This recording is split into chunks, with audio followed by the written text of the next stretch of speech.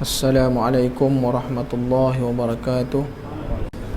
Bismillahirrahmanirrahim. Alhamdulillahi rabbil alamin. Wassalatu wassalamu ala ashrafil anbiya'i wal mursalin wa ala alihi wa sahbihi ajma'in. Subhanaka la ilma lana illa ma 'allamtana innaka antal alimul hakim. ولا حول ولا قوة إلا بالله العلي العظيم. اللهم لا سهل إلا ما جعلته سهلا وأنت تجعل الحزن إذا شئت سهلا. اللهم فقهنا في الدين وعلمنا التأويل. اللهم زدنا علما. اللهم زدنا علما. أما بعد. Alhamdulillah, bersyukur kepada Allah Subhanahu wa taala kerana dengan rahmat dan limpah kurnia-Nya kita bertemu lagi dalam majlis yang diberkati oleh Allah Subhanahu wa taala. Mudah-mudahan Allah Subhanahu wa taala menjadikan perhimpunan kita mendapat rahmat dan mendapat keberkatan daripada Allah Subhanahu wa taala, insya-Allah. Tuan-tuan muslimin dan muslimat yang dirahmati Allah, kita menyambung lagi bicara kita ni dalam sembahyang-sembahyang sunat. Dan sembahyang sunat ada yang disunatkan kepada kita secara berjamaah, dan ada sembahyang sunat yang tidak dituntut kepadanya berjamaah. Jadi ada beberapa bahagian lah. Dan sembahyang sunat ini sendiri juga ada yang muakkad dan ada yang ghairu muakkad. Jadi ada sembahyang sunat yang sangat-sangat dituntut, dan ada sembahyang sunat yang ianya tidak dituntut kepada dia. Jadi kalau sekiranya dilakukan, tidaklah maknanya menjadi satu kesalahan bagi orang yang melakukan sembahyang itu tadi. Jadi hari ini kita nak menyambung bicara kita tentang sembahyang sunat witir. Sembahyang sunat witir.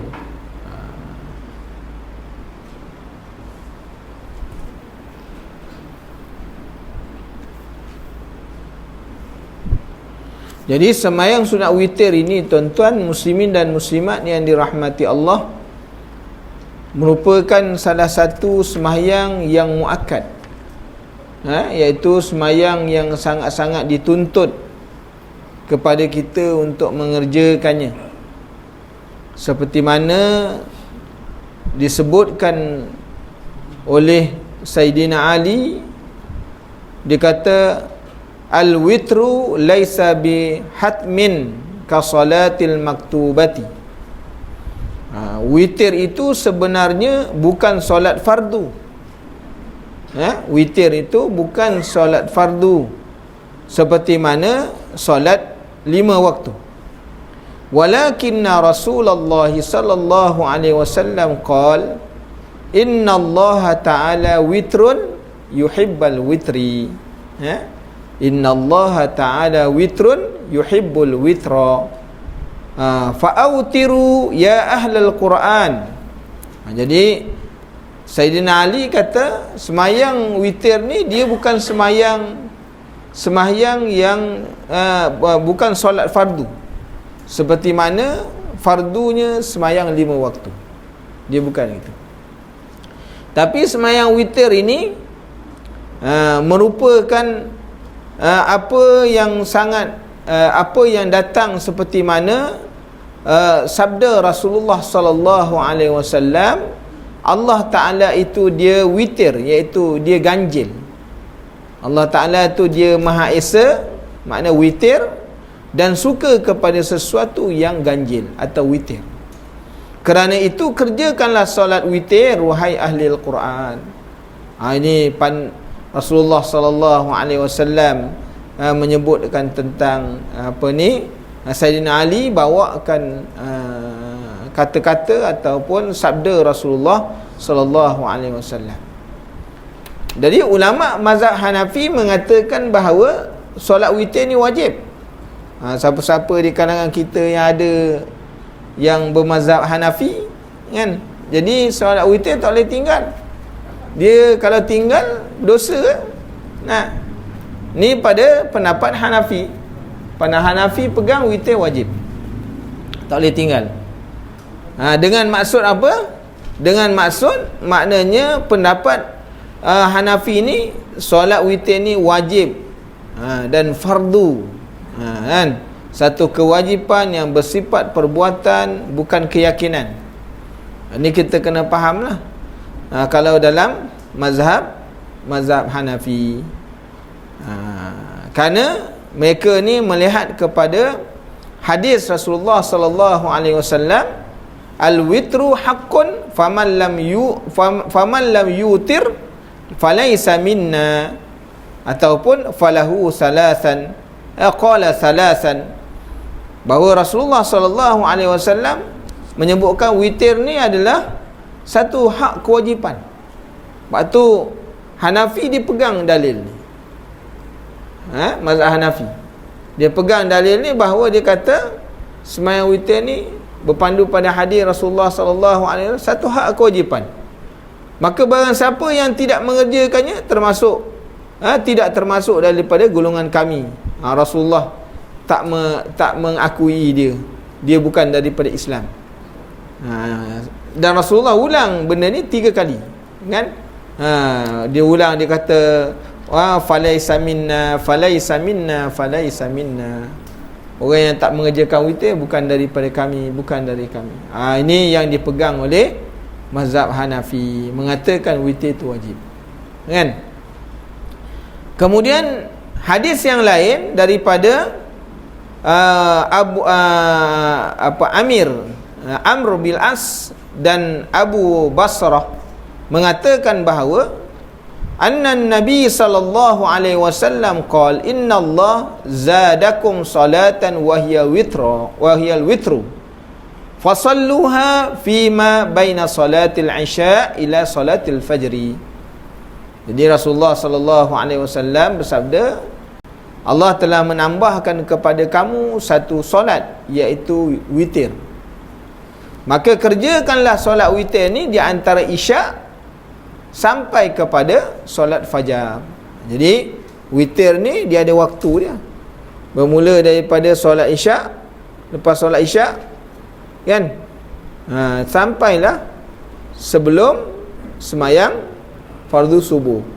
Tu waktu dia. Kecuali bagi orang yang musafir. Bagi orang yang musafir. Orang yang musafir, kalau sekiranya dia telah mendirikan jamak takdim, maka dia lakukan witirnya dalam waktu maghrib, tapi lepas isyak juga. Sebab solat witir ni mesti dilakukan selepas isyak. Jadi orang yang melakukan jamak takdim, iaitu isyaknya dalam maghrib, maka lepas daripada waktu isyak didirikan 2 rakaat, maka didirikan solat witir.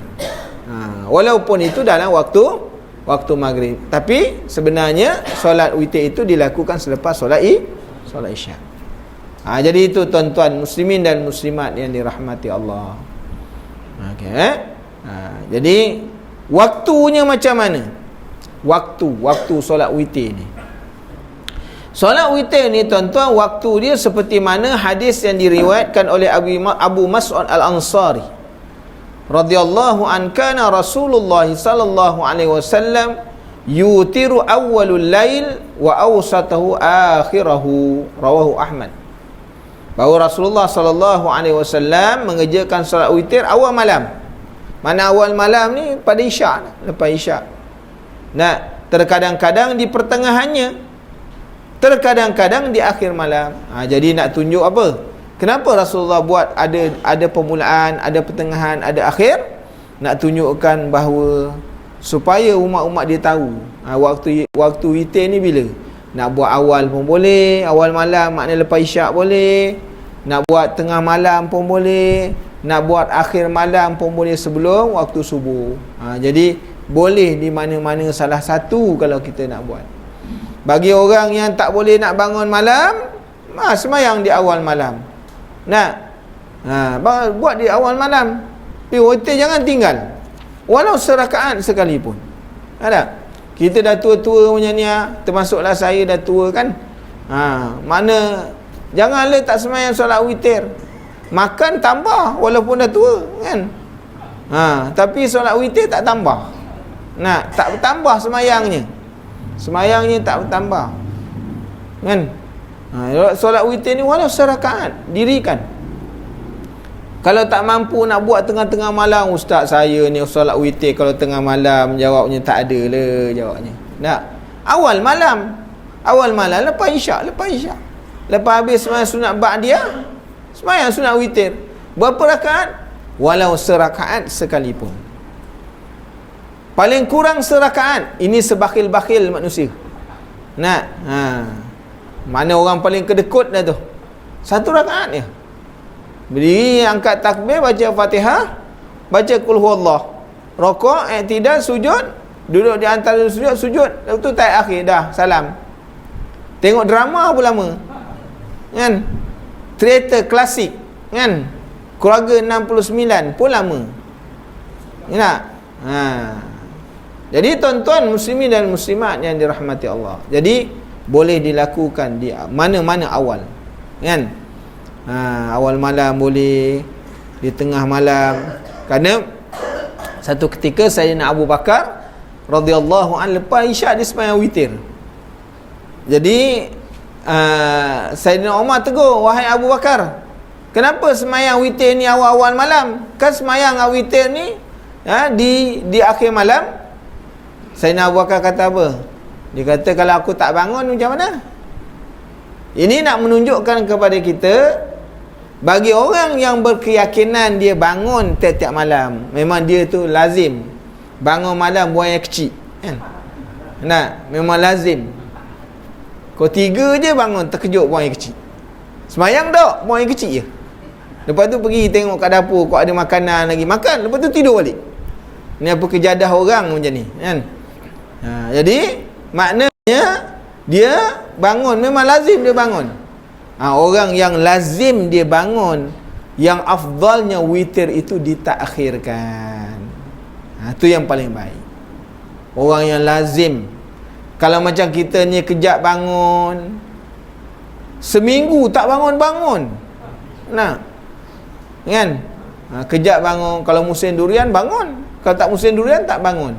Sebab menyuluh durian kan. Sekarang dah tak adalah pokok-pokok durian lagi kat kampung lah.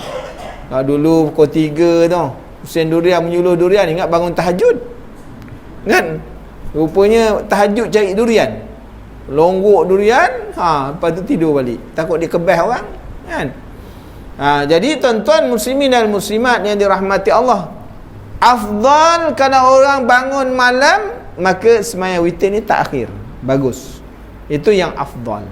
Bagi orang yang tak berkeyakinan dia bangun di awal malam, itulah yang paling afdal. Jadi terpulang pada kita lah. Nak semayang awal malam boleh, nak semayang di akhir malam pun boleh, tak kira lah. Yang pentingnya buat. Kenapa? Semayang sunat witir inilah saya semayang sunat yang muakkadah. Muakkadah ni apa? Yang sangat-sangat dituntut. Dan dia pula muakkadahnya, dia boleh didirikan dengan berjamaah. Kalau bulan Ramadan, afdal dengan berjamaah daripada buat seorang-seorang kat rumah. Ustaz, saya lepas tarawih ni saya tak sembahyang witir, saya buat kat rumah. Yang afdalnya dalam bulan Ramadan dibuat secara jamaah, berjamaah, bukan sembahyang seorang-seorang. Kalau bulan-bulan yang lain tak apalah, nak sembahyang seorang diri tak apa. Tapi dalam bulan Ramadan, kalau boleh, jangan didirikan seorang diri kan, buatlah secara berjamaah. Ustaz, dia sembahyang sikit je ustaz, 3 je, tak apa, sembahyang 3, nanti nak sembahyang balik tengah malam, sembahyang lagi 1 kan. Jadi genap, jadi 4 kan, sembahyang 1 lagi. Jadi kita buka balik sembahyang tu.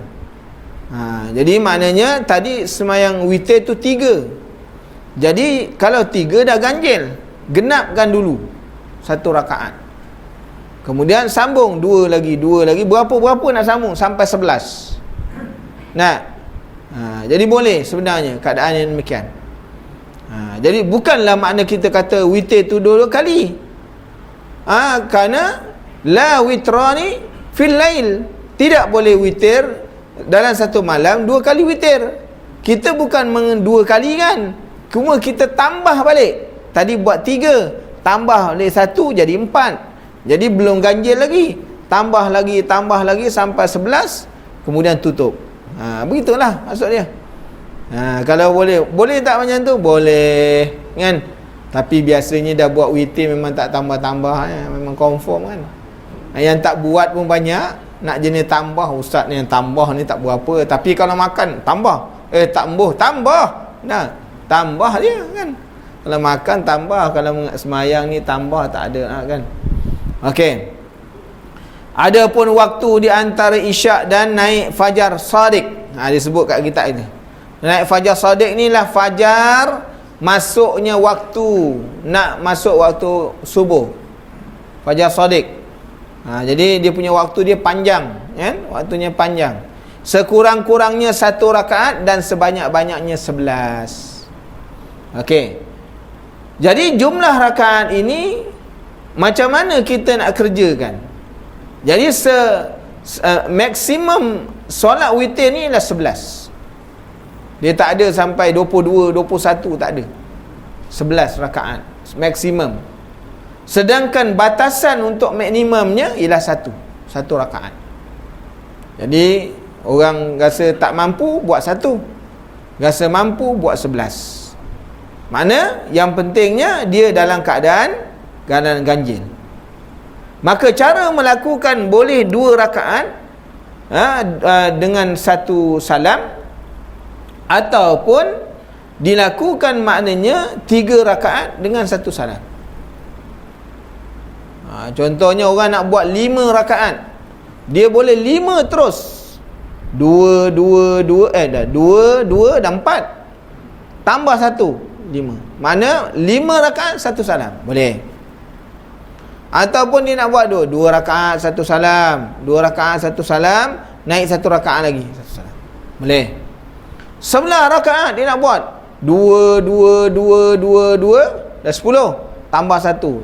Mana tambah 2 rakaat, dia buat sampai 11 rakaat 1 salam, boleh. Tak ada salah kan. Jangan terlupa je sudah. Berapa dah ni? Tu duduk lupa buat berapa. Kan.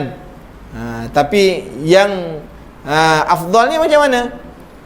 Dia kata solat witir, solatul lail masna. Semayang malam ni yang bagusnya apa? 2 rakaat. Membanyakkan salam daripada membanyakkan rakaat. Maksudnya macam mana? Banyakkan salam. 2 rakaat sekali salam, 2 rakaat sekali salam. Sebab tu hadis Rasulullah SAW menyebutkan bahawa dia kata salatul lail masna, 2 kan. Tapi nak buat ustaz saya ni 2 ni sikit sangat lah. Saya biasa semayang 100 rakaat. Wow. Tak apa, buat semayang terus. 10 rakaat 1 salam, 11 rakaat 1 salam, tak jadi anak. Buatlah. Yang pentingnya buat, jangan tak buat, kan? Jadi makna boleh dilakukan 2 rakaat 1 salam, atau maknanya 3 rakaat dengan 1 salam, kan? 5 rakaat 1 salam, 7 rakaat 1 salam, atau 2 rakaat tambah tu 1 rakaat. Maka dikata ketiga macam cara ini boleh dilakukan. Makna kita nak buat 2 rakaat, lepas tu tambah 1 rakaat, ataupun buat 3 terus. Bagi orang yang melakukan solat 3 rakaat, dia buat witir 3, maka tidak ada tahiyat tak ada tahiyat awal. Jangan ada tahiyat awal pula, kan? Dilakukan 3 rakaat itu berterusan dengan tahiyat akhir sahaja, kan? Dengan tahiyat akhir sahaja. Kalau orang buat 2 rakaat adalah tai awal tai akhir kan. Jadi gitulah. Kerana ini diriwayatkan daripada Ummu Salamah radhiyallahu anha anna Nabi sallallahu alaihi wasallam kana yutiru bi 13 raka'atan falamma kabura wa du'afa aw tara bi 7 akhraj at-Tirmidzi wa Nasa'i. Nabi mengerjakan solat witir sebanyak 13 rakaat. Namun setelah ia tua maka dikerjakan sebanyak 7 rakaat. Tengok, ni seperti mana yang diberitahu oleh isteri Rasulullah sallallahu alaihi wasallam, Ummu Salamah. Kerana Ummu Salamah ni kan duduk dengan Rasulullah sallallahu alaihi wasallam. Ummu Salamah ni merupakan seorang janda yang dikahwini oleh Rasulullah sallallahu alaihi wasallam setelah kematian Abu Salamah. Kan? Jadi dia ni bila dia Islam, dia orang yang pertama di kalangan wanita yang berhijrah dan telah berhijrah ke Habsyah sebanyak 2 kali. Habsyah ni mana? Ethiopia. Sekarang Ethiopia ni nama baru apa? Kita pun tak pernah tengok kan. Ethiopia lah. Kan? Dulu Ethiopia, sekarang disebut Habsyah. Kan? Ummu Salamah ni daripada Mekah, Ummu Salamah daripada Mekah berhijrah ke Ethiopia kerana dia merupakan salah seorang perempuan yang awal-awal masuk Islam. Anak ramai. Berhijrah ikut Abu Salamah kerana nak menyelamatkan agama daripada terancam. Masya-Allah. Maknanya kalau kita tengok, bukan orang lelaki yang berhijrah awal-awal, orang perempuan. Kan? Tu berhijrah tu daripada Mekah sampai Ethiopia tu. Afrika tu jauh. Kita nak suruh daripada rumah sampai surau ni pun tak larat. Dengar dulu, ada belajar tak ada belajar. Belajar baru datang. Masya-Allah. Nak suruh pergi ke masjid pun tak jauh. Masjid ni dekat, masjid ni dekat. Itu pun waktu belajar tak ramai orang. Bayangkan Ummu Salamah ni dulu naik unta pergi hijrah daripada Mekah sampai ke Habsyah. Masya-Allah, jauh. Bukan sehari dua punya berjalan. Berbulan-bulan. Kan? Bukan sekali pergi hijrah, 2 kali berhijrah. Suaminya meninggal dunia waktu dia berhijrah di Habsyah. Kemudian Rasulullah sallallahu alaihi wasallam meminang dia. Kan? Meminang Ummu Salamah kerana apa? Pengorbanannya yang begitu besar pada Islam. Mula-mula tak nak. Ummu Salamah kata, "Ya Rasulullah, adakah orang yang lebih baik daripada Abu Salamah?" Kan? Dia kata, mana ada lelaki yang lebih baik daripada Abu Salamah? Tak. Kemudian kalau Rasulullah kata, sekiranya aku meminang kau nak tak? Kan? Ini Rasulullah bagi offer ni. Dia kata, ya Rasulullah, aku ni perempuan yang tidak ada potongan. Faham tak ada potongan, ibu-ibu? Faham? Orang kalau dah kahwin dah ni, badan lurus macam tun drum. Dah tak ada jaga badan dah, Mak Haji ya? Tak ada jaga badan dah. Kan? Daging terlebih sini-sini, terlebih kan? Tak ada potongan dah. Jadi, dan dia pula jenis orang yang dia tak tinggi. Tak seperti mana perempuan-perempuan lain, kalau tengok dengan tinggi lampainya memikat orang. Ini gendang je. Ummu Salamah ni gendang orang ni. Maknanya tak tinggilah sangat, potongan badan pun tak ada. Ya Rasulullah, aku ni orang yang cukup cemburu. Dah lah tak ada potongan, cemburu kuat pula. Lepas tu, ya Rasulullah, aku ni dah tua. Dia nak menolak pinangan Rasulullah. Diberitahu. Maka Rasulullah kata, wahai Ummu Salamah, kan, sekiranya engkau tua, aku pun dah tua juga. Nak menyedapkan hati Ummu Salamah. Tu maknanya orang tua-tua kalau nak pinang pinang janda, kena berkias-kias, kan? Kena berkias juga. Ini main pakai terkejah je, dia terajam keluar balik. Kena berkias-kias. Dia suka janda tu, tapi janda tu tanya, Abang Haji, saya anak banyak, Abang Haji. Oh, aku pun anak banyak juga. Berkias dia. Nak? Lama-lama lembutlah hati, kan? Aku tak peduli, aku nak juga engkau. Anak engkau, anak aku. Wah, sudah. Reject terus. Maka belajarlah cara Rasulullah sallallahu alaihi wasallam meminang Ummu Salamah. Kata, wahai Ummu Salamah, kalau engkau tua, aku pun dah tua juga. Kalau kau kata engkau ramai anak engkau tu nanti macam anak aku sendiri, kan? Macam anak aku sendiri. Yang soal cemburu tu, nanti aku akan doa kepada Allah supaya cemburu kamu hilang. Masya Allah, kan? Dan Ummu Salamah ni, satu keistimewaan dia ni adalah seorang isteri yang cukup pandai memasak.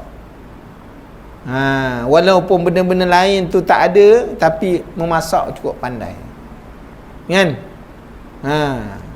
Dia pandai masak. Sebab tu kita kena ada salah satu daripada kepandaian, kan?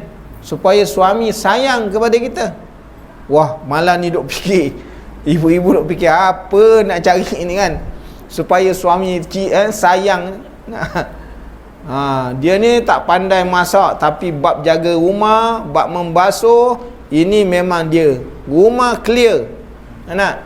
Mana-mana baju bersepah, balik dah tak ada, rupanya dah kena buang. Itu tuan-tuan.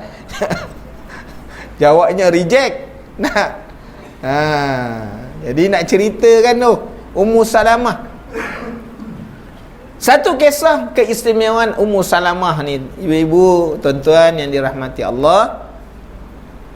Ketika mana turun wahyu, dia ada bersama Rasulullah sallallahu alaihi wasallam.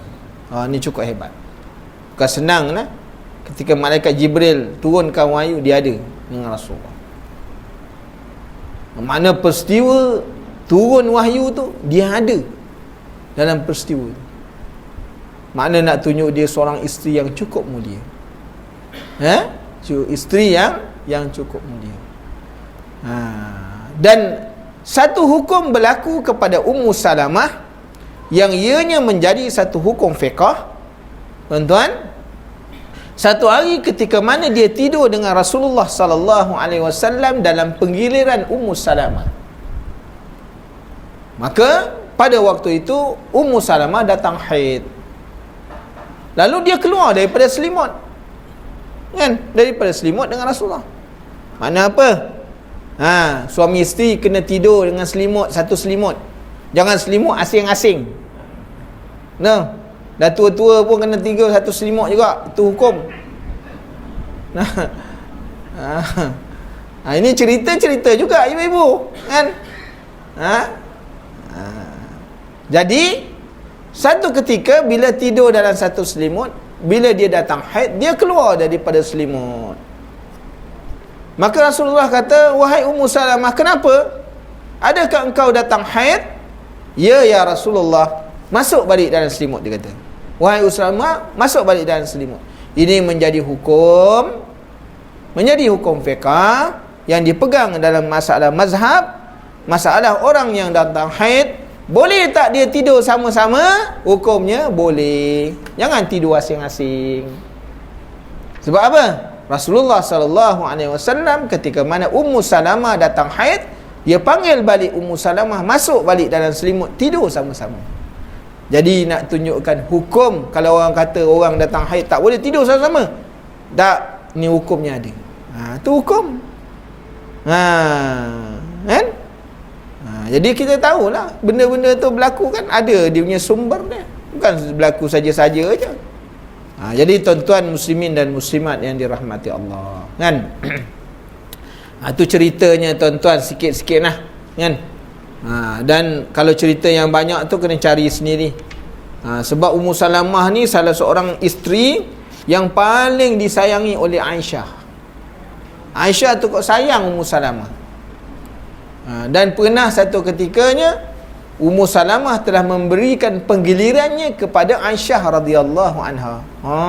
Hebat tu Ummu Salamah. Sepatutnya giliran dia, tapi dia beri giliran tu kepada Aisyah. Sebab dia tengok Rasulullah seolah-olah memberi faham bahawa dia nak duduk dengan Aisyah. Sebab tu ketika mana wafatnya Rasulullah sallallahu alaihi wasallam, sepatutnya giliran tu bukan gilirannya. Waktu dia beri kepada Aisyah, giliran isteri yang lain, tapi diberi kepada Aisyah. Sebab Rasulullah hendak akhir seolah-olah memberi isyarat kepada isteri yang lain bahawa hendak waktu dia akhir tu di rumah Aisyah. Jadi tuan-tuan, Aisyah pula ceritanya yang lain. Nanti kena datang belajar lain pula, kan? Nak cerita Aisyah, kan?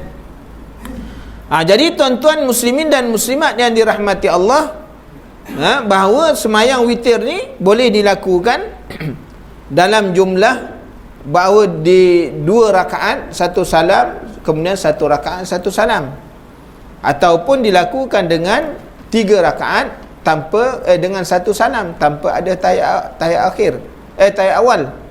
Mana nak boleh dilakukan begitu. Tapi bila orang yang melakukan 3 rakaat 1 salam, maka jangan ada buat tahiyat awal.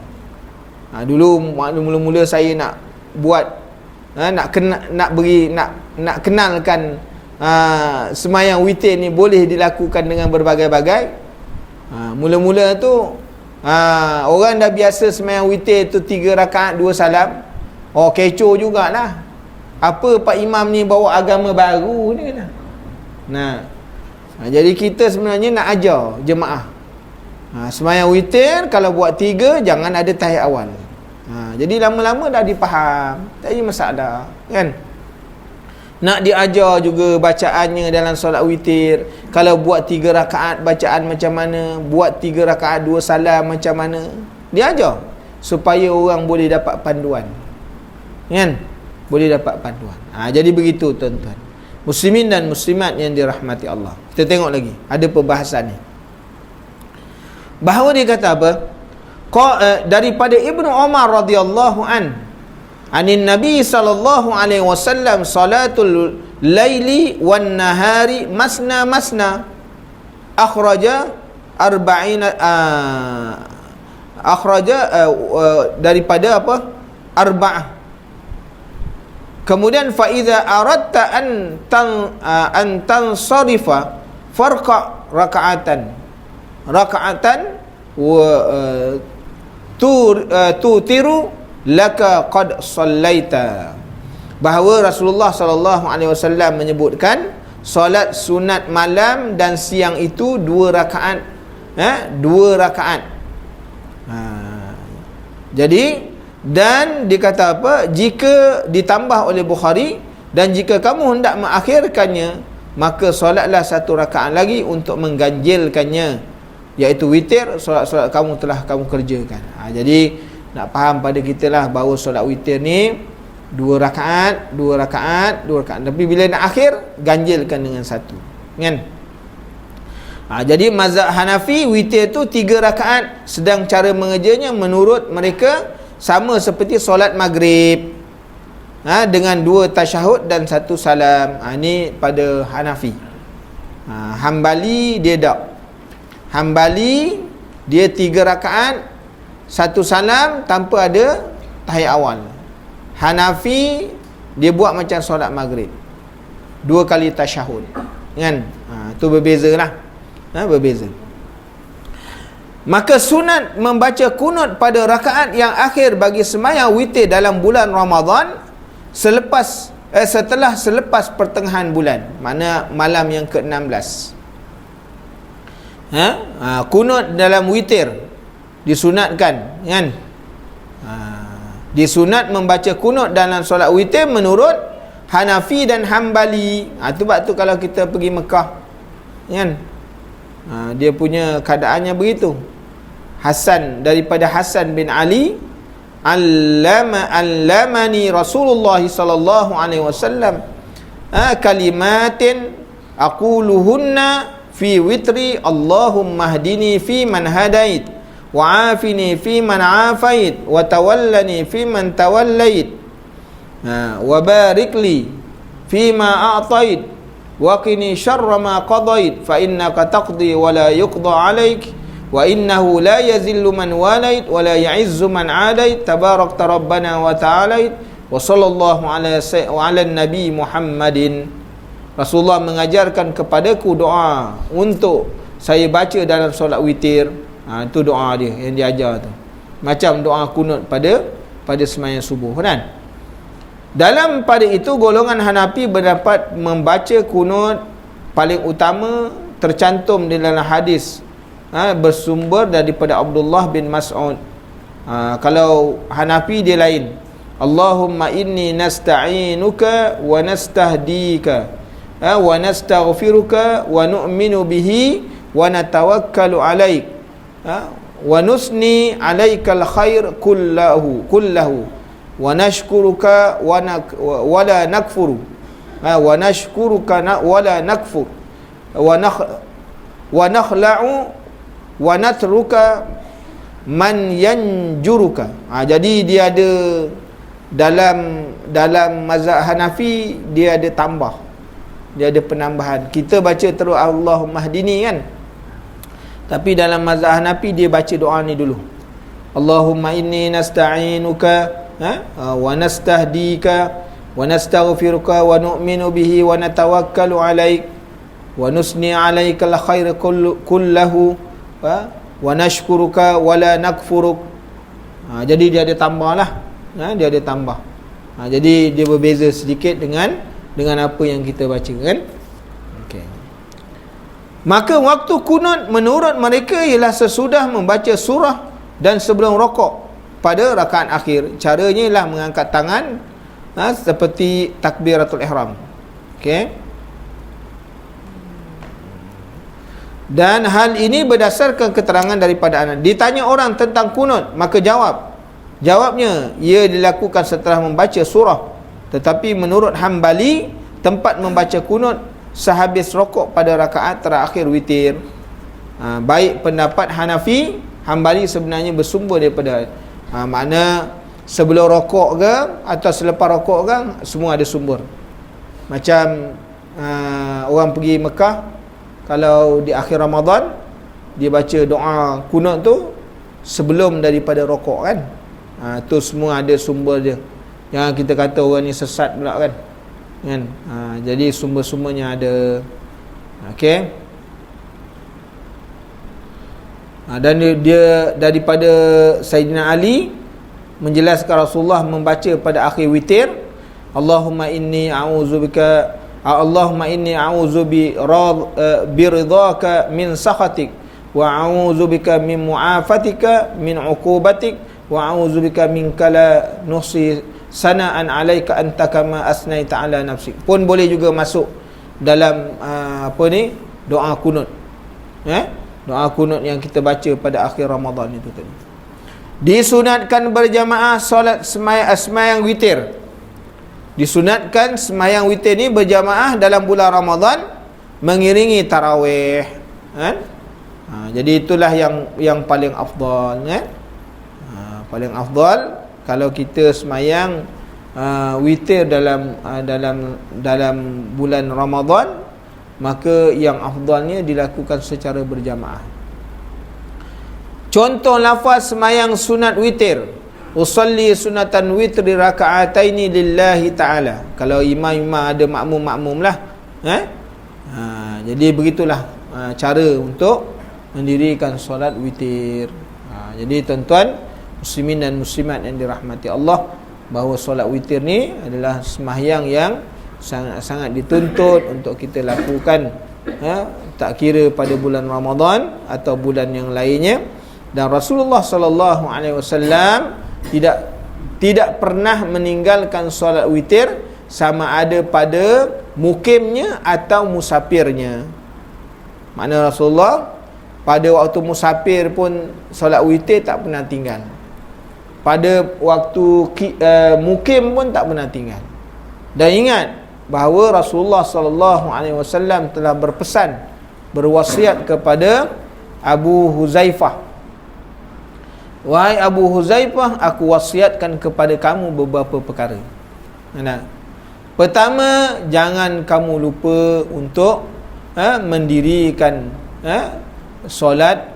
Jangan kamu lupa untuk melakukan puasa Isnin dan Khamis. Puasa 3 hari dalam 1 bulan. Kan? Kalau tak boleh nak puasa Isnin Khamis, puasa 3 hari dalam sebulan, jangan lupa. Apa dia? Waktu yang disebut dengan puasa bayat, iaitu puasa hari sunat putih kan. 13, 14, 15.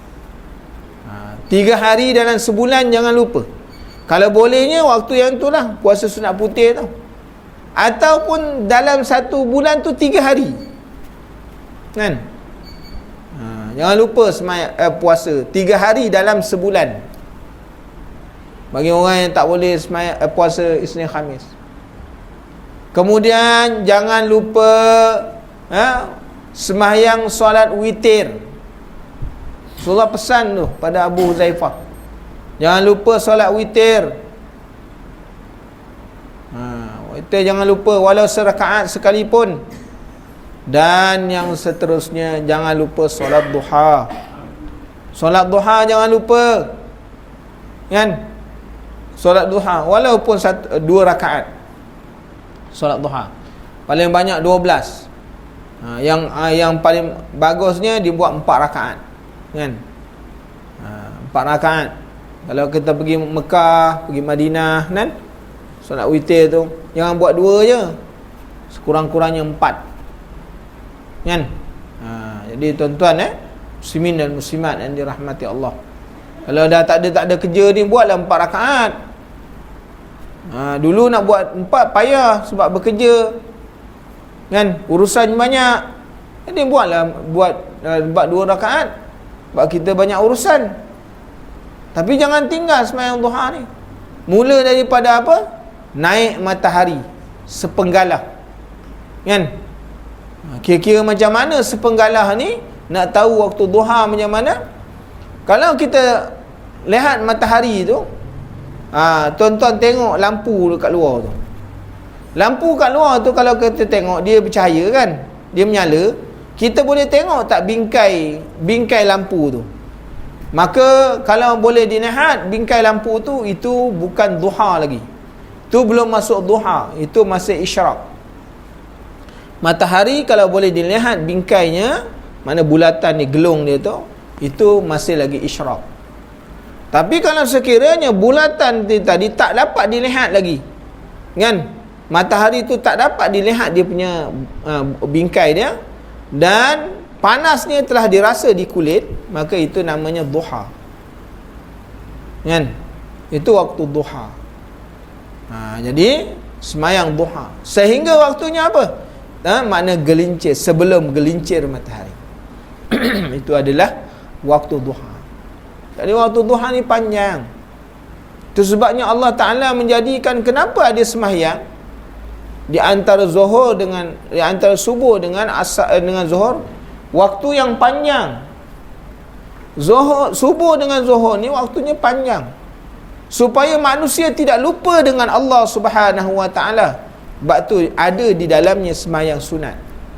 Sembahyang apa? Duha, sembahyang sunat isyraq, kan? Sebab tu supaya manusia jangan putus hubungan dia dengan Allah. Sebab tu waktu tu panjang. Sebab tu daripada zuhur ke asar, mana ada sembahyang? Kan? Mana ada sembahyang waktu zuhur dengan asar? Maghrib dengan isyak, yang asar dengan maghrib, mana ada sembahyang sunat? Antara maghrib dengan isyak ada sembahyang sunat, namanya sunat awwabin. Antara isyak dengan subuh kan waktunya panjang. Oleh kerana waktunya panjang, manusia akan lalai daripada Allah. Sebab tu dalam waktu tu ada sembahyang sunat. Jadi tujuannya apa? supaya manusia jangan lupa dengan Allah, jangan terputus hubungan dia, ingatan dia dengan Allah Subhanahu wa taala. Sebab tu tujuan dia ada sembahyang sunat, kan? Sebab tu nanti waktu yang panjang, subuh dengan zuhur panjang waktunya lupa dengan Allah. Nanti bila waktu zuhur dirikan sembahyang, maka di antara subuh dengan zuhur tadi semuanya terhapus dosa dia, kan? Man sallal dia kata siapa yang mendirikan solat 5 waktu, salatul maktubah, kan? Baina salatul fardi, di antara sembahyang dengan sembahyang, antara Jumaat dengan Jumaat, antara Ramadan dengan Ramadan, mukaffaratin. Jadi tunjuk apa? Ni daripada subuh sampai zuhur, kita tadi lupa dengan Allah, masuk waktu zuhur, maka Allah Ta'ala kalau kita buat maksiat di tengah-tengahnya, masuk zuhur, antara subuh dengan zuhur tu mengkifarahkan dosa. Nanti di antara zuhur dengan asar buat dosa, masuk waktu asar kifarah dosa lagi. Nak tunjukkan bahawa sembahyang ini adalah sembahyang fardu ini sembahyang yang boleh mengkifarahkan dosa seseorang. Sebab tu jangan tinggalkan solat, dosanya banyak. Jadi sebab tu jangan tinggalkan solat. Jadi insya-Allah nanti kita sambung lagi masuk pada solat duha. Solat yang seterusnya ialah solat duha, insya-Allah. Solat duha ni ada bicaranya lah, panjang, ada hadis-hadisnya. Kita tengok nanti hadis-hadisnya, insya-Allah. Ada sebarang soalan? Okay. InsyaAllah panjang umur. Jadi tuan-tuan muslimin dan muslimat yang dirahmati Allah, kita sekarang berada dalam bulan Zulkaidah, kan? Zulkaidah ni pun dah nak hampir pertengahan lah. Jadi dah nak pertengahan. Jadi bila habis Zulkaidah, masuk Zulhijjah. Zulhijjah ni kita kena tengok waktu-waktu, kena tengok-tengok kalender sekarang bila Zulhijjah tu. Kenapa? Bulan Zulhijjah ni ada satu amalan atau satu kefarduan, satu perkara sunnah, iaitu menghidupkan 1 hingga 9 Zulhijjah. Dengan apa? Puasa, istighfar, banyak sembahyang sunat, banyak doa, kan? Banyak taubat, kan? Kerana ni adalah hari yang mulia, hari daripada 1 hingga 9. Dia hingga 1 hingga 10, 1 hingga 13, 1 hingga 9. Bermula 1 hingga 9, mana 8 hari bulan Zulhijjah itu hari tarwiyah, 9 hari wukuf, 10 hari nahar, 11, 12, 13 maknanya hari tasyrik. Kalau Ramadan tak ada. Ramadan habis 30 Ramadan, 1 Syawal, itu je. Lepas 1 Syawal boleh makan. 1 Syawal tak boleh makan. Tapi dalam bulan Ramadan, dalam bulan Zulhijjah, 10 tak boleh puasa, 11 tak boleh puasa, 12 tak boleh puasa, 13 tak boleh puasa, 4 hari tak boleh puasa. Ni hari raya. Sebab tu bulan Zulhijjah ni dia lebih mulia, kan? Kemuliaannya cukup besar. Kita nampak Ramadannya sebab raya, kan? Kita nampak Ramadannya. Sebenarnya bulan Zulhijjah Allah Ta'ala sebut dalam Quran, mana dia? 1 hingga 9. Wal fajri walayalin ashr. Malam-malam, malam-malam maknanya walayalin ashr, malam-malam 10, 1 hingga 10 Zulhijjah. Yang dikata walayalin ashr tu dia ialah 1 Zulhijjah sampai 10 Zulhijjah. Sebab tu tengok kalender, bila 1 Zulhijjah nanti boleh puasa, dirikan solat malam, kemudian puasa, dan ada ibadah. 1 Syawal tak ada ibadat melainkan semayang. Tapi dalam bulan Syawal, bulan Zulhijjah, 10 Zulhijjah ada korban, 11 ada korban, 12 ada korban, 13 ada korban. Mak tu satu ibadat yang cukup lama panjang ni. Mak tu bulan Zulhijjah ni bulan yang mulia. Di antara bulan-bulan, kan? Di antara bulan-bulan yang paling mulia daripada hari-hari dalam bulan, maka 1 hingga 10 Zulhijjah adalah hari yang paling baik. Sebab tu jangan lupa, jangan tinggalkan. Tengok kalender, kan? Jadi insya-Allah mudah-mudahan Allah Taala beri kesempatan kepada kita. Nanti sampai nanti kita cerita bab cerita tentang bab apa ni, menghidupkan malam Zulhijjah, amalan macam mana, orang nak korban macam mana, nanti kita ceritalah sikit kalau panjang umur diizinkan oleh Allah Subhanahu wa taala. Bismillahirrahmanirrahim. Alhamdulillahi rabbil alamin, wassalatu wassalamu ala asyrafil anbiya'i wal mursalin wa ala alihi wa sahbihi ajma'in. Allahumma inna nas'aluka ilman nafi'a wa rizqan thayyiban wa amalan mutaqabbala. Allahumma faqihna fid din wa 'allimna ta'wil. Allahumma zidna ilma, Allahumma zidna ilma. Subhanakallahumma wa bihamdika asyhadu an la ilaha illa anta astaghfiruka wa atubu ilaik. Subhana rabbika rabbil izzati amma yasifun. Wassalamun 'alal mursalin walhamdulillahi rabbil alamin. Barakallahu fikum. Assalamualaikum warahmatullahi